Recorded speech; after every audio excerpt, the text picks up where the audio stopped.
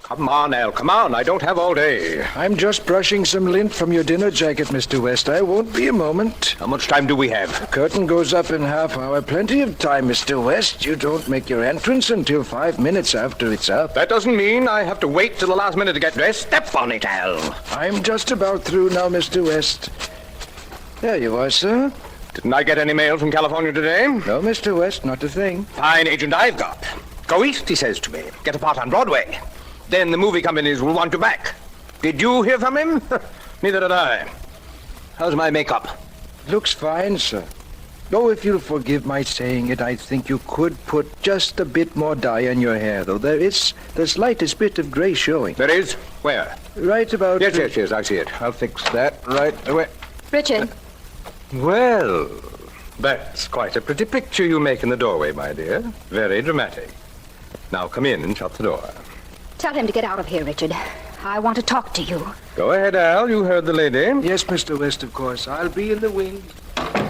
What do you want, Jean? You can see I'm busy making up. I go on in half an hour. You will go on in half an hour only if I change my mind about you, Richard. Well, what's this? Did anyone ever tell you that you're really a rat? Now, Jean, please, compose yourself. Sit down. I don't want to sit down. All right. What's that pretty blonde head of yours troubled about? You, that's what. What did you promise me, Richard? Come on, tell me what. You tell me. What did I promise you? A part in this play, a chance at pictures afterwards. You swore you'd get both of them for me. I should have known better than to believe you. You should have known better than to break into my dressing room, too. But you didn't. Now, fly away somewhere, Jean, until after the show. Oh, no. I came here for one purpose, Richard. And I'm not leaving until I do what I came for.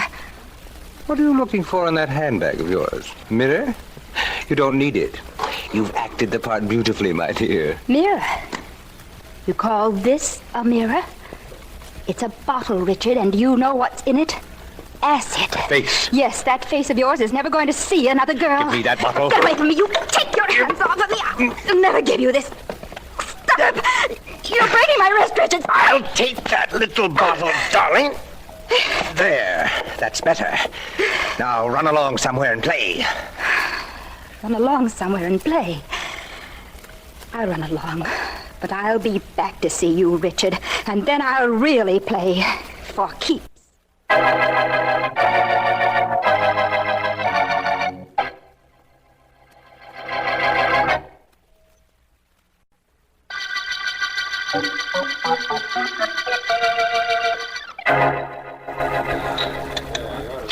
You ordered a soda, Jean. Why don't you drink it? I'm thinking about... About Richard West? Yes. It's not very complimentary, is it, darling? Thinking about him when you're with me? I hate him, Bob. Oh, no. Too much venom, Jean. It'd be more convincing if you weren't making such a definite effort.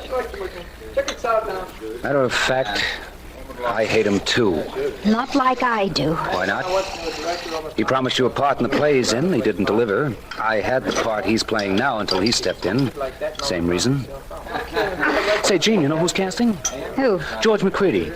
Let's you and I go over to his office now, huh? Oh, I don't feel like it. Oh, you'd better feel like it before word gets around this soda fountain that McCready is listening to readings. Did you ever see so many actors and actresses out of work in your life? That includes us, you know. Not if we get over to McCready's in time. You know how word flies around in this place. In 2 minutes, the whole mob of them would be flooding McCready's office if they knew. Oh, forget McCready for now, will you, Bob? All right, for you, I'll forget it for now. Bob, what would you say if I told you that Richard West hurt me more than I can tell even you? Bob, I hate that man so much I won't rest while he's alive. You claim you love me. You've said there isn't anything you wouldn't do for me. Well, honey, you know how fellas say things like that. You meant it, Bob. I know you meant it. Look what Richard West has done to you. He took that stage job because he knew you were first in line for it. Knew that a young actor could be a star in that part. That was a honey of a part. I could have played the heck out of it, too. Sure you could. You could have been great. The notices would have been all for you. It would have made you, Bob. And just because West knew I liked you, he took the role. He killed you professionally, Bob. Don't you realize that? He killed me professionally. Yeah, I guess he did.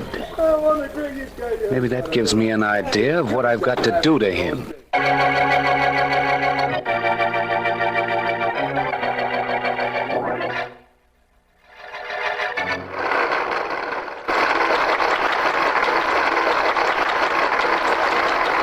That's all. Leave the curtain down. No more calls. I'm going to my dressing room. Now, wait a minute, West. Wait a minute. Oh, Mr. Adams, how are you tonight? I was pretty good before I saw this performance. I want to talk to you, West. More people want to talk to me. It's just that attitude I want to talk to you about. I've got a lot of money tied up in this show, West. I lose a fortune if it goes under. Well, what's that to me? When you produce and back your own shows, you're taking a gamble. I know, but I like a fair shake. I practically begged for this part after I had young Bob Davis all set for it. So I gave it to you because I thought your name would help at the box office. Well, it doesn't mean a thing. And I'm paying you a lot of money. And we've got no advance sale, none at all. This thing's a turkey. That's why nobody's coming to see it. We could be breaking even or showing a profit if you'll be reasonable about the money you're getting. Look, don't bother me, will you? I want to go to my dressing room, take off these clothes, and relax. I'm not taking any cut. And whatever talking you must do it tomorrow. I'll talk to you about it tonight. I'm giving you this straight, West. The way I feel about you, you won't be around tomorrow to be talked to.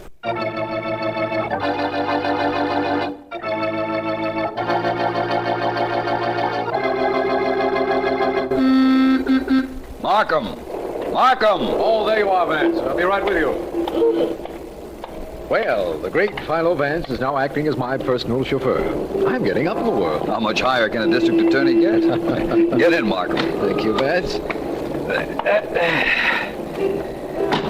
I suppose you know why I phoned and asked you to pick me up. No, I don't know, but I suspect, and I'll be duly grateful if my suspicions are correct. You're right, as usual, Vance. It's a murder. And not an ordinary murder, or the police department could handle it very well, I'm sure. No question about that, Markham. Which way do you want me to drive? Straight ahead, Vance. I'll tell you all about this as we go along. And I'll let you know where to turn. Good enough, my friend. Suppose you start from the beginning, eh? Well, the beginning and the end of this case, as much as we know about it, that is, are very close together, Vance. Did you ever hear of an actor named Richard West? Former leading man in pictures, now on Broadway in a play? That's the man, Vance.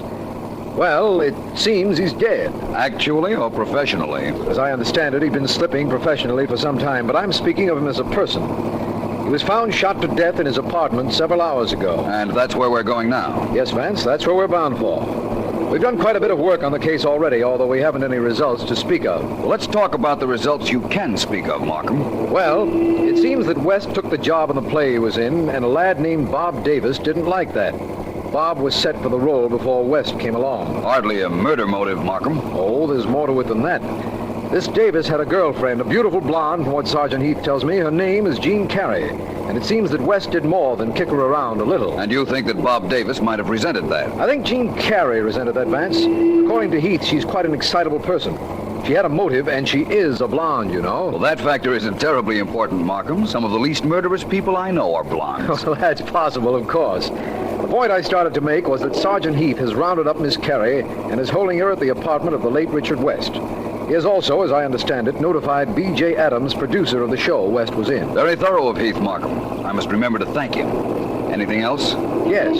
The gun was near the body. No fingerprints as usual. Turn here, Vance, and then straight ahead. Very well. Straight ahead, you say? Yes. I hope it's straight ahead to the solution of this murder.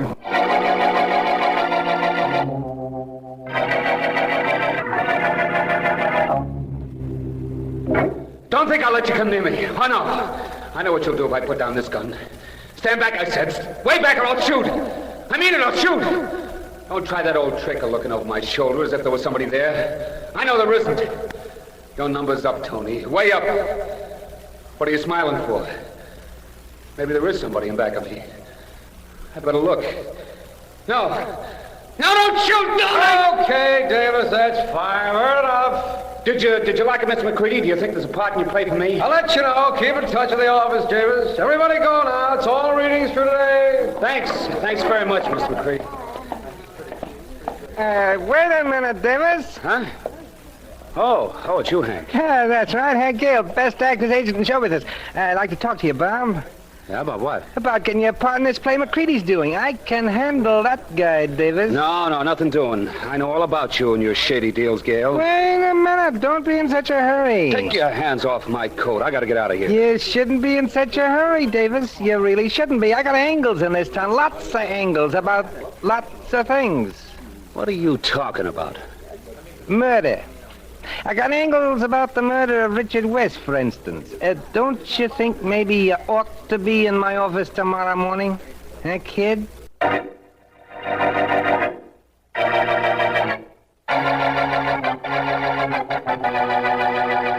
Your name is Jean Carey, is that correct? That's right, Mr. Vance.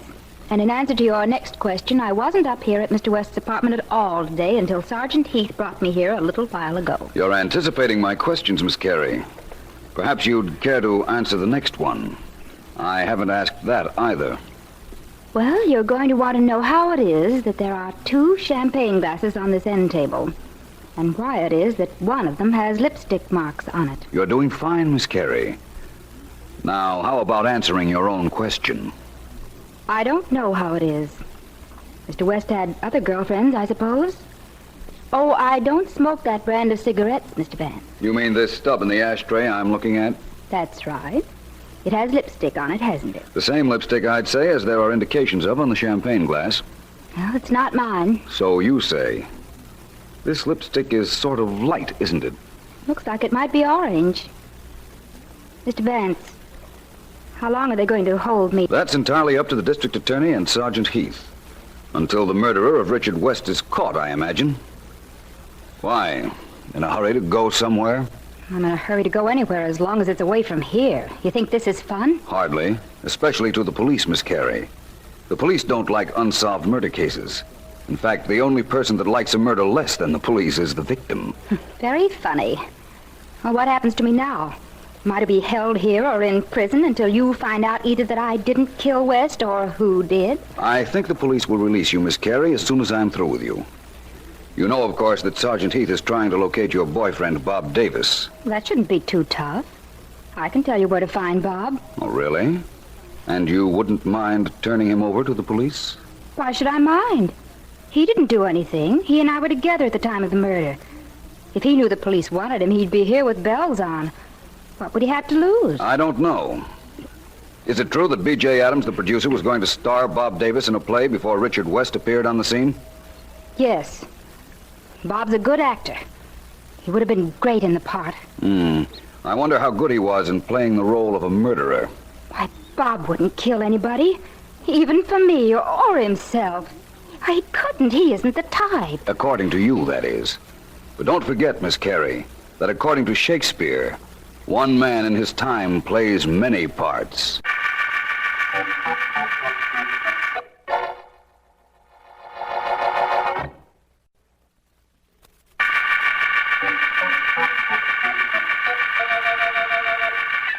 This is District Attorney Markham. The curtain call murder case opened with the finding of the body of Richard West, former Hollywood leading man, currently appearing on Broadway for producer B.J. Adams. The suspects include blonde Jean Carey, West's former girlfriend, and Bob Davis, young actor who has been going with her. Philo Vance, after studying lipstick marks on a glass and cigarette in West's apartment, is quite certain that Miss Carey is not responsible for them, although he hasn't said why. He's told me he had some inquiries to make at the office of Hank Gale, the theatrical agent, and he should be there. You wanted some dope on Jean Carey, huh, Vance? Yes, please. Well, I can give you some personal dope on the gal if, You're very helpful, Mr. Gale, and I appreciate it. Oh, no trouble. Kind of like the idea of helping out Philo Vance. Maybe sometime you could help me, huh? Maybe, Mr. Gale. I understand Miss Gary's been in show business since she was a kid, eh? Yeah. I knew her mother pretty well. Good hoofer. One of the best. Her old man wasn't much of a guy. Good performer, but a bad boy. Did a one-man band act. Well, Mother hopped the buck before Jean was born. And after? Well, as I remember it, the father stuck around for about 6 or 7 years and then blew. I don't know what happened to him. Jean's mother died right after that, and the kid must have had a pretty tough time before she was old enough to work on her own. I imagine she did. What kind of a fellow was this Richard West, Mr. Gale? Rat. You want details? I think I get the general idea. Well, this producer, Adams, really let him have it after the show the night West was killed. Anyhow, that's what I hear, and I get around. I hear a lot of things, Vance. Really? That Mr. Adams' quarrel with West sounds like something I should know more about. I think I ought to go over and see Mr. Adams and find out whether a Broadway producer can produce anything interesting in this case.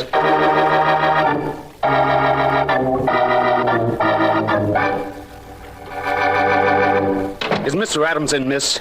He's in, but he ain't seen any actors today. I'm Bob Davis. I once read... Oh, I Mr. know you, Mr. Davis. I remember you were here before, a couple of months ago. I never forget a face. I got a photogenic mind. Good day, Mr. Davis. I've got to see Mr. Adams. I know. They all say that, only you can't. Good day, Mr... Hey, you can't go in there. No, don't bet. Mr. Adams, I've got to talk to you. What do you mean breaking into my office like this? Get out, you, immediately. Not until I've talked to you. Mr. Adams, my name is Bob Davis. I know you're going to reopen the play that Richard West was in, and I want the part I was promised once. Oh, you do, huh? Yes, I do. Does that give you the right to come crashing in here and telling me what you want? Get out of here before I throw you out. Mr. Adams, I You're want... Bob Davis. You should know the police are looking for you for Richard West murder. What? It's been on the radio for hours. Now get out before I call him and tell him you're here. I didn't know... Yes, Miss Evans? Should I call the police, Mr. Adams? I could hear that Davis guy yelling all over the place. No, don't bother, Miss Evans. Thank you. Oh, Mr. Adams, there's a Mr. Vance outside. Philo Vance. Philo Vance, the private investigator? He sure looks good enough to be. Send him in. Hey, Davis, where are you going? If that's Vance, he may be after me. I'm getting out of here before he sees me. Mr. Adams? Oh, come right in, sir. Glad to see you. Thank you, Mr. Adams. How are you today, sir? Very good, thank you. And yourself? Fine. Say, haven't I seen you before, Mr. Adams? I don't remember meeting you, Mr. Vance, but it's possible you've seen me at the theater. I'm an inveterate first nighter. Go to every first night opening in town, except my own. Can't stand my own opening. It's too nerve-wracking. I can imagine. It seems to me, though, that I've seen you within the past week, and there hasn't been an opening this week. No, there hasn't. The opera, maybe. I was there last Saturday night. That must have been it. Funny how an unclarified detail sticks in your mind, isn't it? I'm sure it hasn't the slightest significance, but I did remember seeing you. Like the opera, Vance? Generally, I liked the performance Saturday evening, all except the overture. The second violins seemed out of tune for the first few minutes.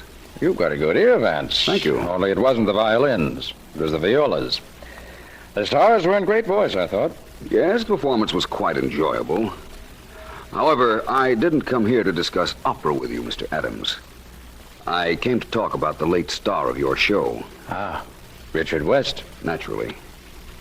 Mr. Adams, was your show making money? Frankly, no.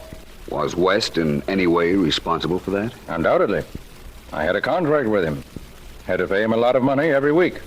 How long a contract did he have, Mr. Adams? Run of the play. Of course, I could have closed the show, but then I'd have no chance of getting any of my money back. His death saved you quite a bit of money then, didn't it? Unquestionably. And I think I see what you're driving at, Vance. I'm not driving at anything in particular, Mr. Adams. Not yet, that is. People sometimes kill for money, don't they, Vance? And I did save a lot of money with West dead. Your thinking isn't unreasonable. I suppose I'm a suspect. Although I'll tell you now, I'm not a very good one. I have several good suspects already, Mr. Adams. I'd gladly discard both of them in favor of one actual murderer.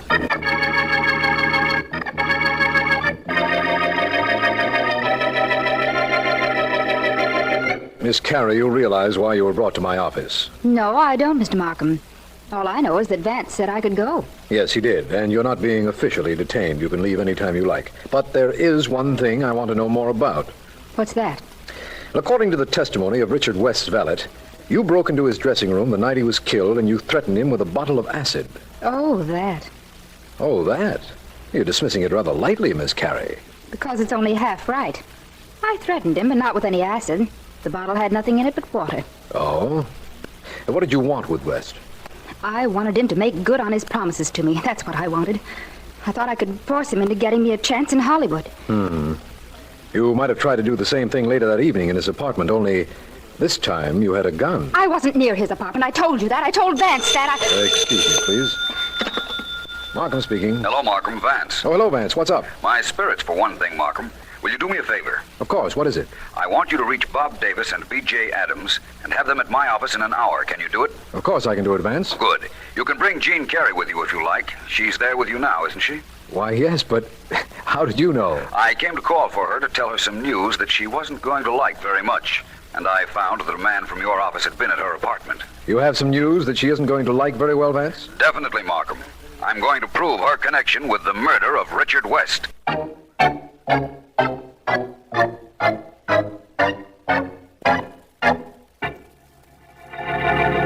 Please, all of you be seated comfortably. I won't be Thank very you, long Vance. getting to my point. Miss Carey, What is it, Vance? with whom were you in love? Bob Davis, Richard West, or your career? I wanted to be successful. That's what I But, Jean, thought. you told me that... Not now, if you don't mind, Mr. Davis, please. Mr. Adams, Yes? how long have you been a theatrical producer? In this city? Yes. About 10 years. What did you do before? Nothing much of anything, Vance. Acted, painted scenery, the usual thing. Vance, excuse my interrupting, will you? Certainly, Markham. What is it? You told me on the telephone that you could link Jean Carey with Richard West's murder. Was it through the lipstick on the glass in West's apartment? No. You put the lipstick there, didn't you, Mr. Davis? I... Yes, you hated West because he took your part in the play. You came up to his apartment with the idea of killing him and of making it look as if Miss Carey had been there. Why, that dirty... When you found him dead, you put lipstick on the champagne glass and on the cigarette. Why would I do a thing like that? I love Jean. I doubt that.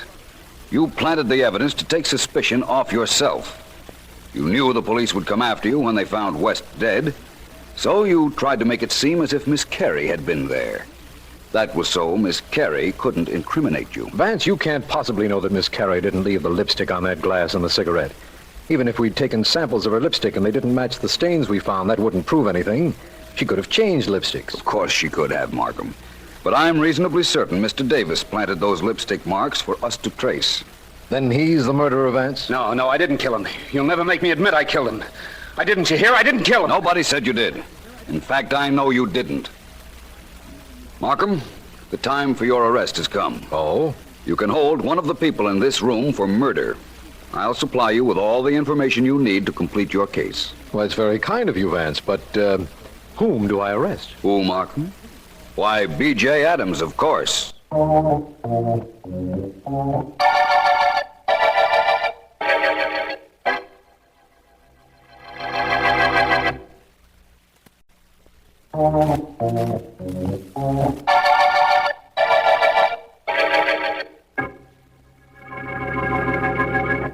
I, B.J. Adams, of my own free will and volition, do hereby make this statement to District Attorney Markham and Philo Vance.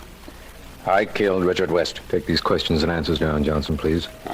Mr. Adams, why did you kill West? As long as he was alive to appear in my show, it cost me thousands of dollars every week. Mr. Adams, what was the real reason? What was that, Mr. Vance? What was the real reason you killed West? I killed him because of what he did to my daughter, Jean. What? Jean Carey is your daughter? Yes, Markham. I knew that when I found that Jean's father had left her when she was just a child and had been a professional musician at the time. In my first interview with Mr. Adams, he revealed a detailed knowledge of music. Well, it was too close a tie for me to ignore. So that's what put you on my trail, eh, Vance? Partly. That and your arrival in this city soon after you had left Jean and her mother. The whole thing was too coincidental. You had to be her father. I was. Maybe I didn't do the right thing by Jean when she was a kid, but I wasn't going to stand by and see her kicked around by a heel like West. She didn't know I was her father, you see. And I knew who she was. So I came up to West's apartment the night of his death and shot him. Tell me, Mr. Adams, were there 2 champagne glasses on an end table in the apartment? No. No? No, Markham, there weren't. Bob Davis set those up very nicely when he came to West's apartment shortly after the murder. He ran down to the drugstore, bought a lipstick, and smeared one of the glasses into cigarette stub. I've been meaning to ask this for a long time, Vance. How did you know that Miss Carey didn't make those marks? Oh, Markham, it was an orange lipstick, and Miss Carey is a blonde. Oh. No blonde ever wears orange lipstick. It's not vivid enough. Mm-hmm. Deep red, Purple on occasion, but never orange. Terribly unbecoming, Markham. And I guess I'm terribly unobserving, Vance. I'm awfully glad you're around. I'm glad I'm around, too, when there are murder cases to be solved. Incidentally, Bob Davis was equally unobserving when he purchased the lipstick. He just asked for a lipstick and took the first one the clerk handed him, never bothering to look at the color. I'm glad he didn't. We really would have been confused if he had. No telling how long it would have taken us to get somewhere on the West murder. You're probably right, Markham. But we know where we are now, don't we? We're at the end of the curtain call murder case.